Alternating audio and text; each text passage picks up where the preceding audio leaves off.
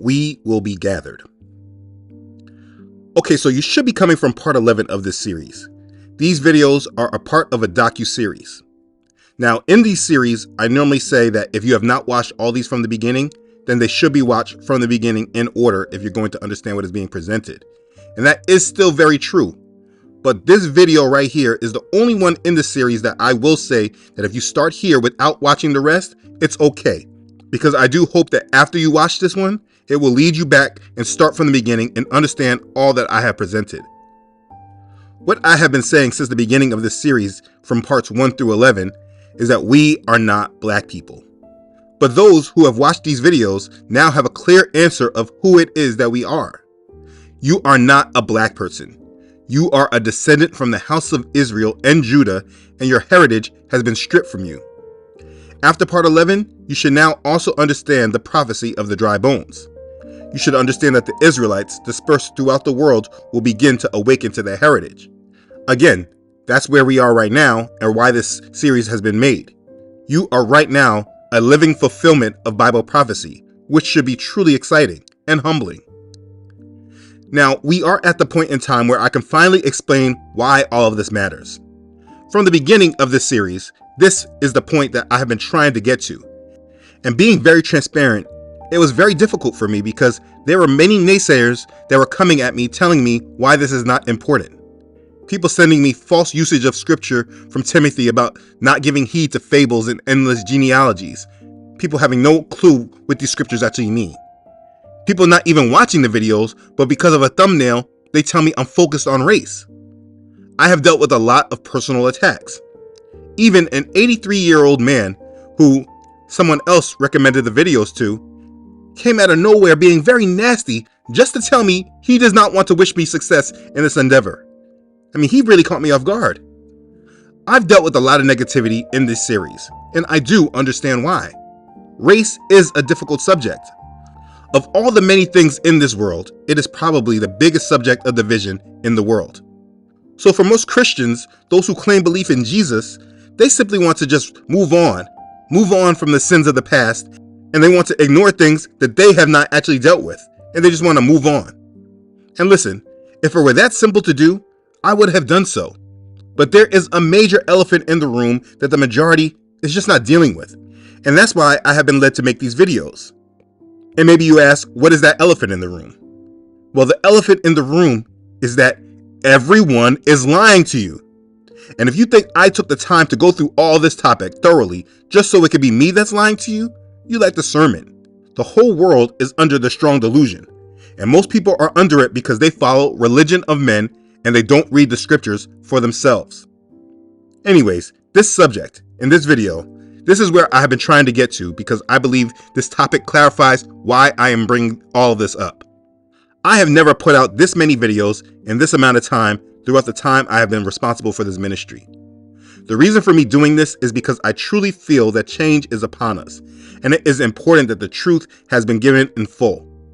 I also feel that Yah is doing a sort of heart check with many to see where they truly are before the world gets set.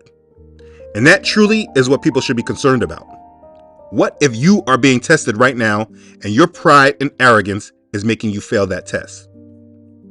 Most people that reject this series, they do so out of ignorance. It's due to deception. And listen, I do understand this because most of these religious deceptive points, I myself have been deceived and controlled by them also. It wasn't until someone I respect, actually it was Eshawn Burgundy, a few years back. He asked me what my feeling was about the second Exodus, and I honestly didn't have a good answer for him because I didn't truly know. I was personally embarrassed, and I had to go and check myself and go back and read the scriptures again from the beginning. And it wasn't until I did that that I truly saw how false the religion of Christianity is. Now, I will get to the falsehoods in Christianity, but I want to get to the main point so you understand why this subject of we are not black people is so important. I want you to look here. This is my Bible. It's my old Bible that I used to read from. Using this Bible, I'm going to give you an overall summary and illustration of the problem. This right here is the whole Bible. You see it. It's a big book if you were to compare it to other books. The problem is how people treat this book. This book is extremely important. It tells us the story of Yahuwah's covenant with humanity, and it tells us the plan that he has made for himself to receive us at the time that he chooses. Through this plan for the world, he doesn't use the whole world, but he chose certain people and made covenants with them. For instance, he chose Noah and made a covenant with Noah. Then he chose Abraham and made a covenant with him. And this covenant he made with Abraham passed down through Abraham's sons until it went to the 12 sons of Jacob, later named Yasharel, better known in the world as Israel. This whole book is about how Yahuwah uses his covenant with Israel to prepare the rest of the world to be received by him. This is what this whole book is about. Now here is the problem. Well, there's a few. The first major problem is that most people don't even read this book, for the most part. They read bits and pieces, but most today, they just go to church and listen to what a pastor they chose. They go and listen to what this pastor tells them what's in this Bible. And here's the thing, most of these pastors are doing a horrible job for many reasons, but that's the majority. I'm speaking about the mainstream. The majority of people don't really read this book called the Bible, but let's move past them. The next problem is with those that do, because this is what they do. You see this? This is how the Bible was divided. This part, this is the Old Testament. And this part right here, this is the New Testament. The next problem is that for those that do read this book, they start it from this point right here. The New Testament is only about 1/3 of the Bible, and it is at the end of the story, not the beginning. So the next majority of people start building their faith from understanding the end without ever having a strong foundation of the beginning and the middle. And then let's say that they do go back and they read the beginning. Now, many might read Genesis and Exodus. Most Christians, though, they skip Leviticus, they skip Deuteronomy, they skip Numbers altogether because they feel that this is the Torah and it has nothing to do with them. They're wrong, but this is what they feel. Here's the major problem, and this is what I'm getting at. This section right here, this section I'm holding up, this is the middle of the Bible. And it's what's in this middle part that a majority of Christians, a very high percentage of them, have not ever read or studied. And it's this major chunk of the scriptures right here, this part, that brings all the differences in with what I'm saying and what they believe. You see, the problem is that most people have a faith in our Creator, but they do not know anything at all that He has actually said to the prophets. You know, many of them know that the prophets point to Messiah, but that's all they know. They don't actually know that there was a lot more written. You see, when discussing the end times, most people think the book of Revelation is the biggest book about the end times, and some people use a few chapters from Daniel. But what most people don't recognize is that the prophets, Jeremiah, Isaiah, Ezekiel, and the other prophets like Amos and Zephaniah and Joel, what they have written is a major point of where our faith and hope in Yah surrounds. And because most people have ignored this section, they don't understand why it is that I'm so adamant about this topic and why this topic actually matters. So I want to help you understand this clearly. Let's backtrack. I want you to understand the process of this series. This series starts with just an introduction. Okay, there's no real meat there because it's just a setup to introduce the topic. Now, in part 2, I explain the subject of race and that we should not be classified by our skin color, but by the tribes that we descend from. I explain that race is a modern social construct created by white supremacists.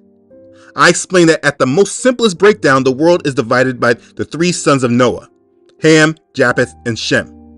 In parts 3 through 5, I went through the history of each of these sons and who their descendants are. Now, in part 6, I reverse history from starting at the slave trade to go back and show the descendants of slaves in the Americas and Caribbean who they truly are.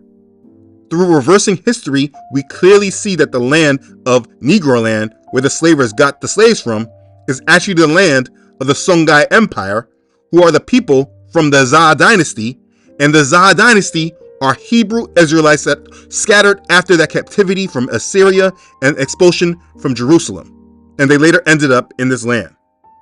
So in part 6, I proved historically that the people taken in the transatlantic slave trade were not taken randomly, but they knew who it was that they were taking. The people taken in the transatlantic slave trade are from the house of Israel and the house of Judah. Now, in part 7, I explained why this was even able to happen, and that went back into understanding the covenant Yahuwah had with his people. In part 8, I went over the curses and explained that we were cursed. In part 9, I showed that in these curses, he prophesied that he would scatter us. As the video is labeled, we were scattered. And then I took a great deal of time proving the scattering to be real. Those videos in part 10, I admit, they were hard to make and probably hard to watch, but they were important for all of us to understand. So after you understood that you are not black people, because race is a social construct, and you should be known by your tribe of people, and your tribe of people is the biblical Israelites, and the reason why you were enslaved is because your ancestors broke the covenant they made with Yahuwah, the Most High, and because of this, they were cursed and put into trouble, what we know as Jacob's trouble, and we have been living through it, and our Father did as he said he would, and he scattered us into all nations. And then you saw the evidence of all that scattering. And so through part 10, many of you were probably overwhelmed, and rightfully so, but it had to be dealt with. Now in the last part, part 11, I took you to the prophecy of the dry bones so that you can understand that there is hope and not all is lost. And so after all that's understood, we are finally at the time where I can finally explain why I made this series and why all this matters. If you follow the breakdown of this series, I have been leading you to this moment. So let me get to it. The reason this matters is because of his promise to gather us. You see, the world that is at least paying attention, they know that we are in the last days. Most people that follow this channel know this because I have made many videos over the years stressing the importance to be ready. That is what this ministry has been dedicated to from the beginning, to get everyone ready for the Great Tribulation. But here's the crazy part. While most people are nervous and scared about the Great Tribulation, for those of us who understand his promise, we are anxiously waiting for this period in time. Now, there is another group that is waiting for this period to come because they believe that they're going to disappear and go to heaven before it actually happens. This doctrine, a lie, is used to masquerade what our Father truly intends to do with us. And what he truly intends to do, again, it's all up in here, all in this part of the Bible that people are not reading. We are waiting for the Great Tribulation because this is the time of him keeping his promises that he made to us. So what I want to do is cover this promise so that it can be really understood. What we're going to first do is go back to the covenant Yahuwah made with Israel. In Deuteronomy, you read Moses remind them, when you beget children and grandchildren and have grown old in the land and act corruptly and make a carved image in the form of anything and do evil in the sight of Yahuwah your Elohim to provoke him to anger, I call heaven and earth to witness against you this day that you will soon utterly perish from the land which you crossed over the Jordan to possess. You will not prolong your days in it, but will be utterly destroyed. And Yahuwah will scatter you among the peoples, and you will be left few in number among the nations where Yahuwah will drive you. And there you will serve gods, the work of men's hands, wood and stone, which neither see, nor hear, nor eat, nor smell. But from there you will seek Yahuwah your Elohim, and you will find him if you seek him with all your heart and with all your soul. When you are in distress and all these things come upon you in the latter days, when you turn to Yahuwah your Elohim and obey his voice, for Yahuwah your Elohim is a merciful El. He will not forsake you, nor destroy you, nor forget the covenant of your fathers, which he swore to them. That's Deuteronomy chapter 4, verses 25 through 31. You see, this is the covenant, and it is what he has told his people. He told them what would happen if they forsook his covenant and angered him. And if we will all understand the scriptures, we would know that they angered him. I mean, we know he casted out Israel first, and they never returned. We also know that Judah crucified the Messiah sent to them. They even put the Messiah's blood on themselves and on their children. This is honestly Bible 101. He told them and warned them what he would do if they angered him. But you see, Christianity did not teach us this covenant and how to apply it in the world today. Mainly because if we live with this understanding, it would not allow you to support the lie that they are telling that is leading the world to accepting the beast. But again, that's another subject. I don't want to go off on another tangent. What I'm trying to say is that this is the agreement between Yahuwah and Israel. And we see that he honored this by scattering Israel among the nations and them serving other gods, all like they're doing right now. The point I am making is that he told us that if we come back to him and seek him with all our heart and with all of our soul, he will remember us. And if you read the scriptures, the Israelites, they knew this and they lived by this as well. So the problem is that it is us not reading and applying the scriptures. Let me give you an example. If you go to Nehemiah, in the first chapter, he prophesies, "Remember, I pray, the word that you commanded your servant Moses, saying, if you are unfaithful, I will scatter you among the nations. But if you return to me and keep my commandments and do them, though some of you were cast out to the farthest part of the heavens, yet I will gather them from there and bring them to the place which I have chosen as a dwelling for my name." Nehemiah chapter 1, verses 8 through 9. Do you understand that they knew the covenant and arrangement that they had with Yahuwah? And living with this understanding, it truly brings everything we have seen in this series all together. You see, as Nehemiah remembers, he commanded Israel, "If you are unfaithful, I will scatter you among the nations." And again, through this series, we have clearly seen the validity of this, that his word is true. But the reason for our hope is that he is also declared that if you return to me and keep my commandments and do them, though some of you were cast out to the farthest part of the heavens, yet I will gather them from there and bring them to the place which I have chosen as a dwelling for my name. And so this is the understanding that is so crucial to understand. Our Father has promised that after he punished us, he would then remember us and bring us back to him if we come back to him. If you remember that in part 7, when I went over why this happened to us, I explained that this was a part of Jacob's trouble.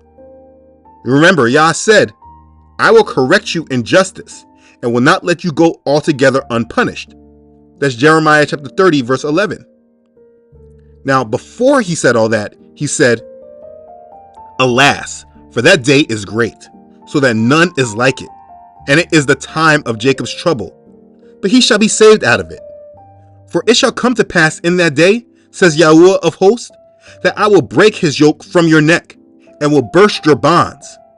Foreigners shall no more enslave them, but they shall serve Yahuwah their Elohim, and David their king, whom I will raise up for them. Therefore, do not fear, O my servant Jacob, says Yahuwah, nor be dismayed, O Israel. For behold, I will save you from afar, and your seed from the land of their captivity. Jacob shall return, have rest, and be quiet, and no one shall make him afraid. For I am with you, says Yahuwah, to save you. Though I make a full end of all nations where I have scattered you, yet I will not make a complete end of you. But I will correct you in justice, and will not let you go altogether unpunished." That's Jeremiah chapter 30, verses 7 through 11. And so this is what we should all be waiting for. And the thing is that Christians that are not reading the scriptures, but following false doctrines of the rapture and following the satanic agendas about Israel, they are completely unaware of any of this. And they are literally following a whole nother faith. They should be waiting for this too. They should be anxious about the awakening of the dry bones. They should want it too. Many of them feel that this series has nothing to do with them when they're completely wrong. The series concerns them all too, because it shows that we are about to enter into the promises that our Father has for us because we're awakening. But because the masses live in falsehoods, they are not aware of this and they will not be ready for it. So what I'm going to do is let the scriptures speak for themselves. I'm going to go over many different scriptures that deal with this gathering. Please know this is not just something that's mentioned here or there. When reading the prophets is one of the major themes of the scriptures after knowing about our Messiah. Let me show you. I'll start with one of my favorites. It's found in Ezekiel. Then say to them, thus says Adonai Yahuwah, surely I will take the children of Israel from among the nations wherever they have gone, and will gather them from every side and bring them into their own land, and I will make them one nation in the land, on the mountains of Israel, and one king shall be king over them all. They shall no longer be two nations, nor shall they be ever divided into two kingdoms again. They shall not defile themselves any more with their idols, nor with their detestable things, nor with any of their transgressions. But I will deliver them from all the dwelling places in which they have sinned, and will cleanse them. Then they shall be my people, and I will be their Elohim. That's Ezekiel chapter 37, verses 21 through 23. It's wonderful. Notice, the prophecy is about the kingdom of Israel and the kingdom of Judah, both houses. People that believe that the current inhabitants of that land have fulfilled prophecy aren't fully applying all these prophecies in. But let's look at more. And it shall come to pass in that day that the remnant of Israel, and such as have escaped the house of Jacob, will never again depend on him who defeated them, but will depend on Yahuwah, the Holy One of Israel, in truth. The remnant will return, the remnant of Jacob, to the mighty El. For though your people, O Israel, be as the sand of the sea, a remnant of them will return. The destruction decreed shall overflow with righteousness. For Yahuwah, Elohim of hosts, will make a determined end in the midst of all the land. It's Isaiah chapter 10, verses 20 through 23. Again, the remnant of Jacob will return. Here's another one of my favorites.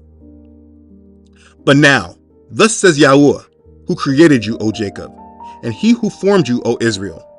Fear not, for I have redeemed you. I have called you by your name. You are mine. When you pass through the waters, I will be with you.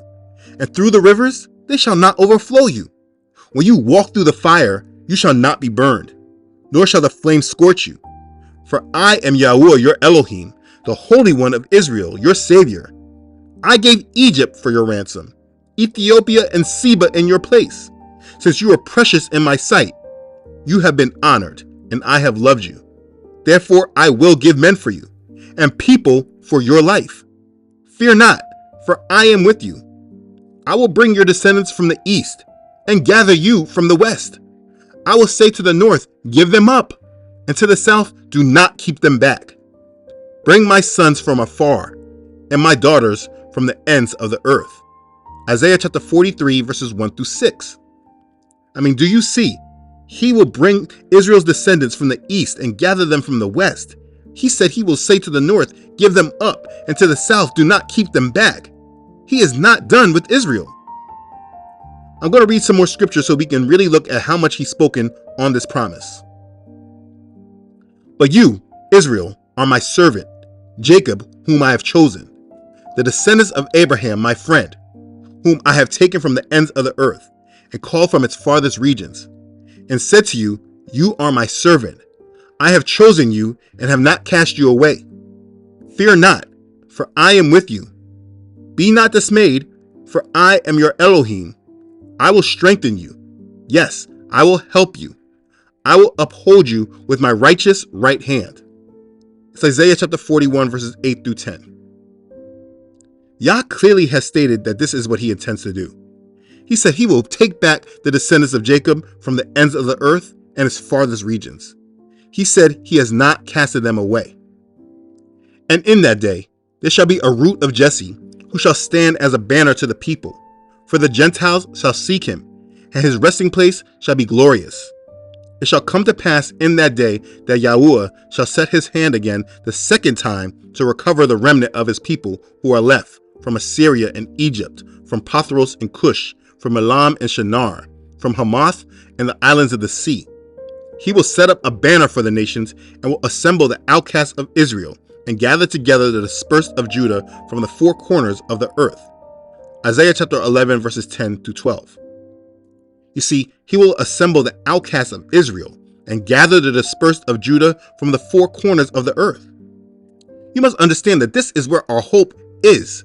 The last days are all about us coming back into our land, and we will inherit it forever. But really, I really want you to review how much he has prophesied of this. Here's some more.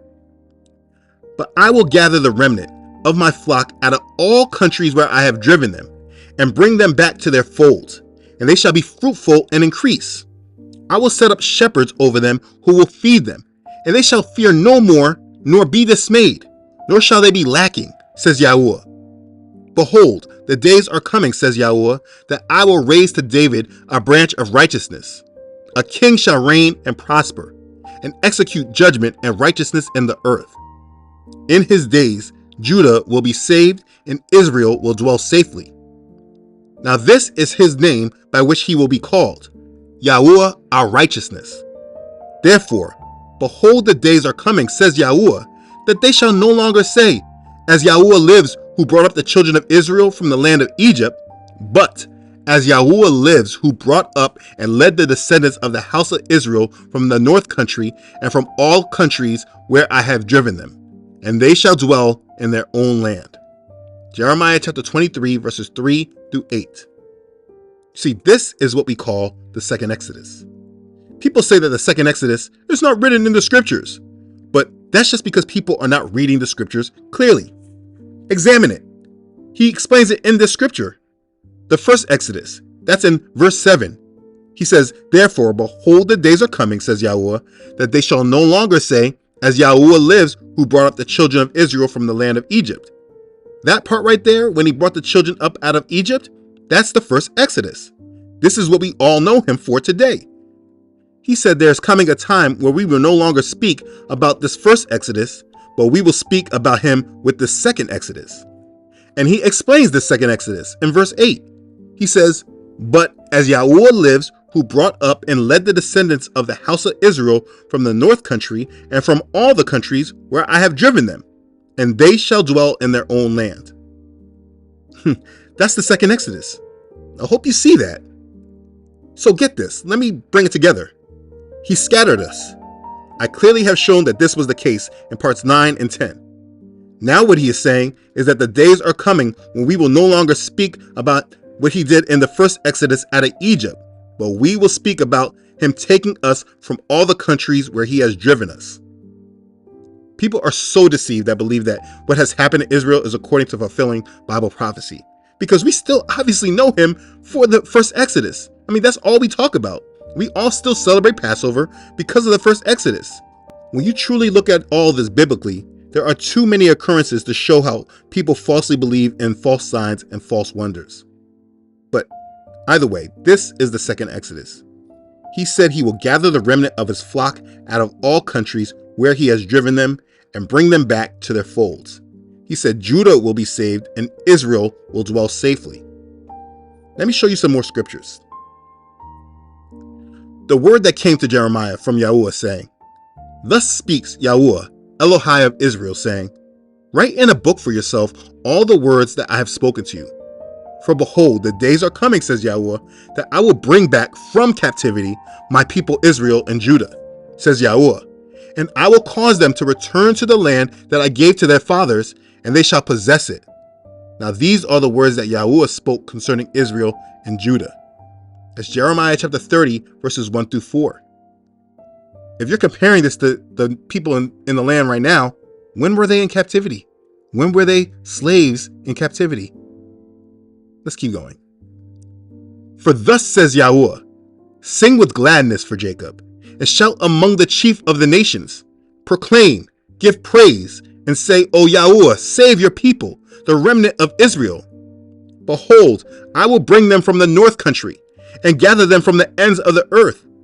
Among them the blind and the lame, the woman with child, and the one who labors with child, together. A great throng shall return there. They shall come with weeping, and with supplications I will lead them. For I will cause them to walk by the rivers of waters, in a straight way in which they shall not stumble. For I am a father to Israel, and Ephraim is my firstborn. Hear the word of Yahuwah, O nations, and declare it in the isles afar off, and say, He who scattered Israel will gather him, and keep him as a shepherd does his flock. For Yahuwah has redeemed Jacob and ransomed him from the hand of one stronger than he. That's Jeremiah chapter 31, verses 7 through 11. You see, Yah keeps talking about ransoming us. So there's obviously going to be some kind of spiritual thing going on where he's dealing with other nations on our behalf. Let's keep reading. Thus says Yahuwah of hosts, behold, I will save my people from the land of the east and from the land of the west. I will bring them back, and they shall dwell in the midst of Jerusalem. They shall be my people, and I will be their Elohim in truth and righteousness. Zechariah chapter 8, verses 7 and 8. Afterward, the children of Israel shall return and seek Yahuwah their Elohim and David their king. They shall fear Yahuwah and his goodness in the latter days. Hosea chapter 3, verse 5. It says, the children of Israel shall return. Also, thus says Yahuwah Elohim, when I have gathered the house of Israel from the peoples among whom they are scattered, and am hallowed in them in the sight of the Gentiles, then they will dwell in their own land which I gave to my servant Jacob, and they will dwell safely there, build houses and plant vineyards. Yes, they will dwell securely when I execute judgments on all those around them who despise them. Then they shall know that I am Yahuwah their Elohim. Ezekiel chapter 28, verses 25 and 26. He's very, very clear. On that day, I will raise up the tabernacle of David, which has fallen down, and repair its damages.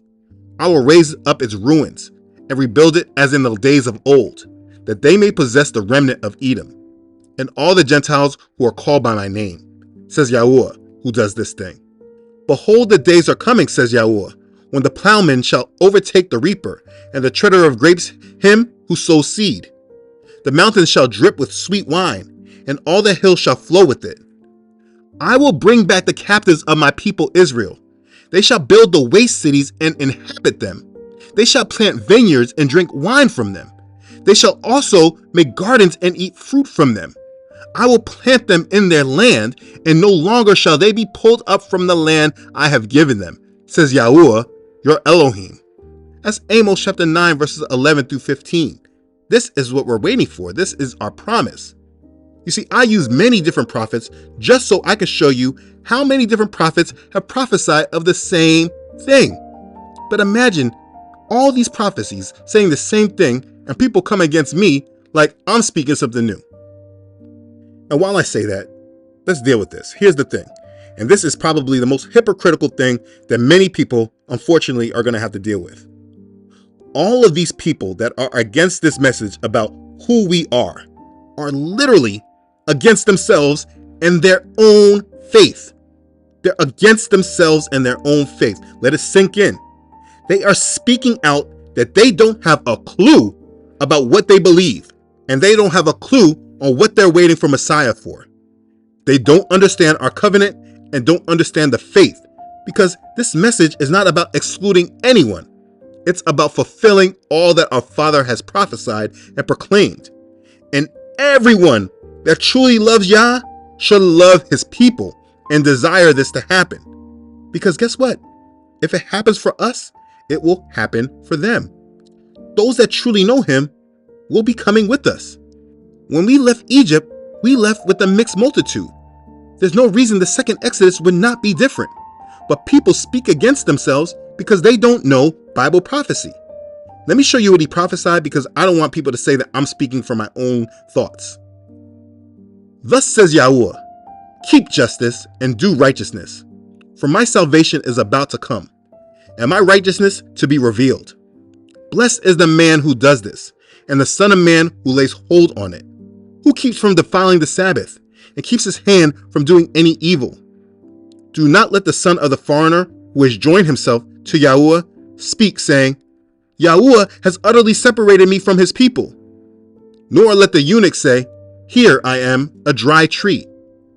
For thus says Yahuwah, to the eunuchs who keep my Sabbaths and choose what pleases me and hold fast my covenant, even to them I will give in my house and within my walls a place and a name better than that of sons and daughters. I will give them an everlasting name that shall not be cut off. Also, the sons of the foreigner who joined themselves to Yahuwah to serve him and to love the name of Yahuwah, to be his servants, everyone who keeps from defiling the Sabbath and holds fast my covenant, even them I will bring to my holy mountain and make them joyful in my house of prayer. Their burnt offerings and their sacrifices will be accepted on my altar. For my house shall be called a house of prayer for all nations. Yahuwah Elohim, who gathers the outcasts of Israel, says, "Yet I will gather to him others besides those who are gathered to him." That's Isaiah chapter 56, verses 1 through 8. Do you see what he says? He says, Yahuwah Elohim, who gathers the outcasts of Israel, says, "Yet I will gather to him others besides those who are gathered to him." You see, this is what he has declared. And so if everyone truly understood this covenant, they would be anxious for it all to be fulfilled. But honestly, you cannot imagine the amount of negative feedback I have received from people who claim to be believers. They say they love Yah, but they hate this topic, when this literally is a topic that is a summation of their faith. Yes, we believe in Yahusha as our Messiah. Of course we do. We are waiting for him to come back and reign. But if you don't even know what it is you should be waiting for, you don't know Yah, you know religion. You have not sought him out sincerely with your whole heart. And if you understand anything from how he dealt with Israel, his chosen people, he's going to reject you. The thing is that you still have time to repent, and that is good news. But don't take that time for granted. The point that I am making right now, and that I have been leading up to, is walking you through understanding who you are and understanding why your situation has been what it has been. But making sure you understand that Yahuwah remembers us and he has plans to gather us back to him.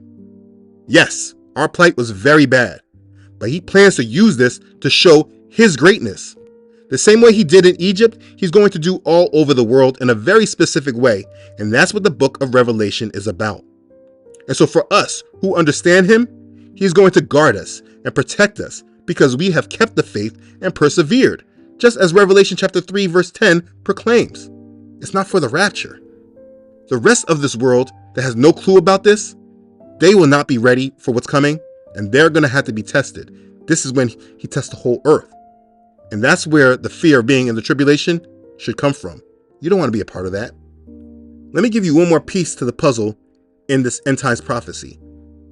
Yah prophesies, "As I live, says Yahuwah Elohim, surely with a mighty hand, with an outstretched arm, and with fury poured out, I will rule over you. I will bring you out from the peoples and gather you out of the countries where you are scattered, with a mighty hand, with an outstretched arm, and with fury poured out.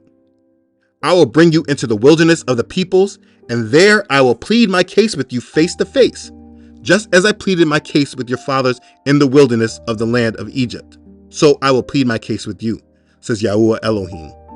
I will make you pass under the rod, and I will bring you into the bond of the covenant. I will purge the rebels from among you, and those who transgress against me.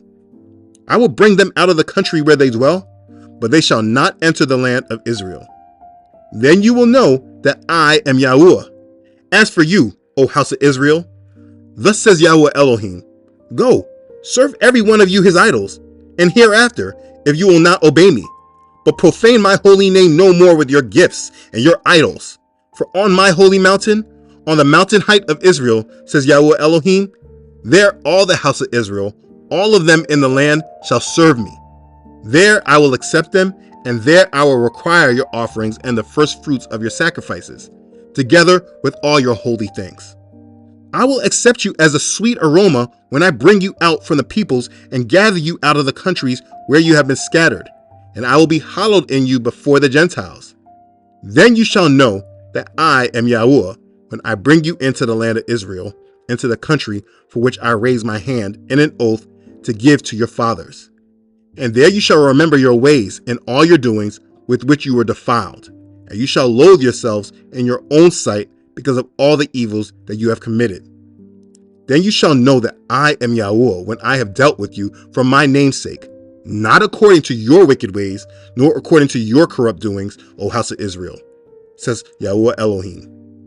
That's Ezekiel chapter 20, verses 33 through 44. You need to know that Yahuwah, he's not playing with us. This is what he prophesied. Let's be clear that he is doing this and he's going to show great power, but when this happens, it will be done with his fury poured out. So there are going to be major problems in this world when he begins to fulfill this. Let me tell you the difference between those who will be ready and those who will miss this. The difference will be with faith and understanding, but it also will not be following and listening to the media. I can imagine a bunch of falsehoods being given, a bunch of claims about climate change, a bunch of disputes about race, and making it all about race, like many people still try to do today. The media is not going to report that this is Yahuwah fulfilling his promises. Best believe that. It's up to those who love him and know what he has said to be ready and to move in faith. And that will put us at odds against the rest of the world. But the rest of the world has nothing on us, and they can't do anything to us when he gathers us. And that's why we will be with him. So be trained up now to move against the grain. The media will definitely spin Yah's fury in terms of things like climate change, or maybe it's something different like aliens or something. They like to spread lies and fear. But if you are focused on Yah, you will know and you will be ready. And he is going to bring us all into the wilderness. And when we get there, he said he's going to plead his case with us as he did with our forefathers. You see, this is the real Bible prophecy, and this is what we are waiting for. This is where our promise is. So maybe you felt bothered about our predicament as it was illustrated over the last 11 parts. But please know that since the beginning, I have told you that you are not lost and you are not cut off if you just come back and be what he desires you to be. The covenant he has made, as you read in Deuteronomy, says, "But from there you will seek Yahuwah your Elohim, and you will find him if you seek him with all your heart and with all your soul." When you are in distress and all these things come upon you in the latter days, when you turn to Yahuwah your Elohim and obey his voice, for Yahuwah your Elohim is a merciful El, he will not forsake you, nor destroy you, nor forget the covenant of your fathers which he swore to them. So now that you understand this, the next question may be, what is required from you? Well, what is required from you is to turn back to him, and that's what we need to talk about next. But this part is extremely important because this is what we are all waiting for, or what we should be waiting for, and preparing for. And this is why I continue to talk about this subject, though unfortunately there are many that are trying to censor me or discourage me. My hope is not in pleasing men. I am about serving our Father, and I am all about keeping Israel focused on the promises and the blessings, and teaching the true Gentiles who seek Yahuwah in truth and follow the light of Messiah. I'm all about showing them what the truth of the scriptures is, because like I said in the beginning, the world is lying to you. Everyone is lying to you.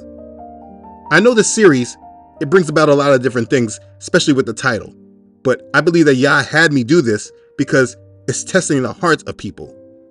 I had to be thorough when making this so that I can explain how and why. Now that we've done all that, it has been made clear. What everyone does with this individually, that's your own choice. But I truly encourage you to prepare and be ready, because things are about to go very bad in this world.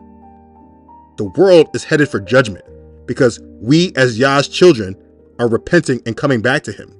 You can reject all this all you want, but you must know, understand, we're not playing anymore. Israel is waking up. We are ready.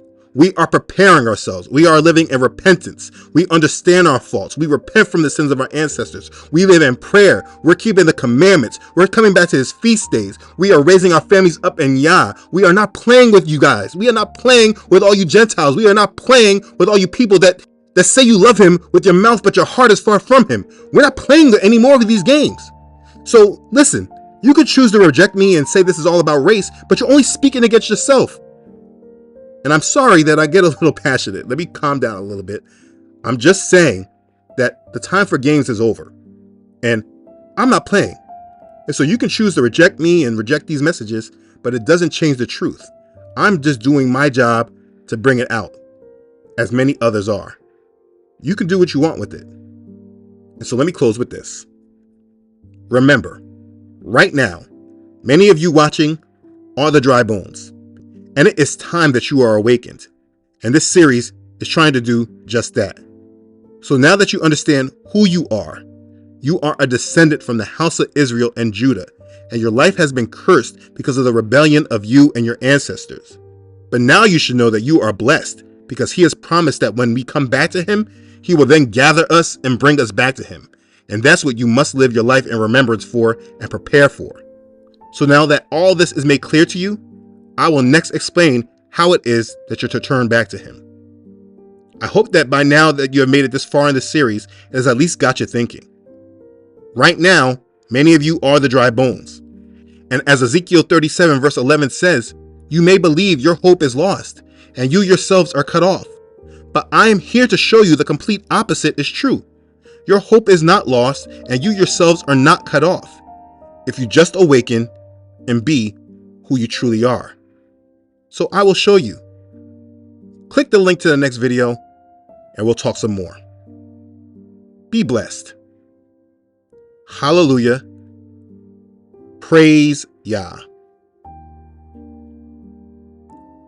Okay, thanks again for watching. If this has blessed you, please like this and share this video with your family and friends. This video should clarify to others why this subject matters. Please share this with them. If you want to start first, you can start first with this. It is intended to start the conversations that many of you all can lead personally. So use this and help your family and friends that allow you to. This is part 12 of the series. Click the link or just move on to the next video in the playlist. As always, I want to thank all who donate and contribute to this ministry. Thank you for your support. This series, it would not be possible without it. I truly thank you sincerely. You are a blessing. Be blessed. Okay, thanks again everyone for watching. See you in part 13. I love you all.